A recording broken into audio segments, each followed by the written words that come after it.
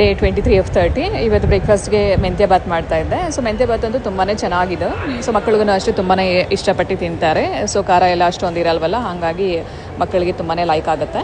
So ಇದಕ್ಕೆ ನಾನು ಒಂದು ಕುಕ್ಕರ್ ಇಟ್ಕೊಂಡು ಕುಕ್ಕರ್ಗೆ ಒಂದು 3 ಸ್ಪೂನ್ ಎಣ್ಣೆ ಹಾಕ್ಕೊಂಡು ಸ್ವಲ್ಪ ತುಪ್ಪ ಹಾಕ್ಕೊಂಡಿದ್ದೀನಿ. ಸೊ ಅದಕ್ಕೆ ಮಸಾಲೆ ಐಟಮ್ಸ್ ಬಿರಿಯಾನಿಗೆ ಏನೇನು ಹಾಕ್ತೀವಿ, ಚಕ್ಕೆ, ಲವಂಗ, ಬೇ ಲೀಫ್ ಮತ್ತು ಸ್ವಲ್ಪ ಸೋಂಪು ಮತ್ತು ಇದೆಲ್ಲ ಹಾಕಿಬಿಟ್ಟು ಸ್ವಲ್ಪ ಫ್ರೈ ಆಗಿದೆ ಅಂದಾಗ ಈರುಳ್ಳಿ, ಹಸಿಮೆಣಸಿನ್ಕಾಯಿ ಮತ್ತು ಸ್ವಲ್ಪ ಪುದೀನ ಹಾಕಿದ್ದೀನಿ.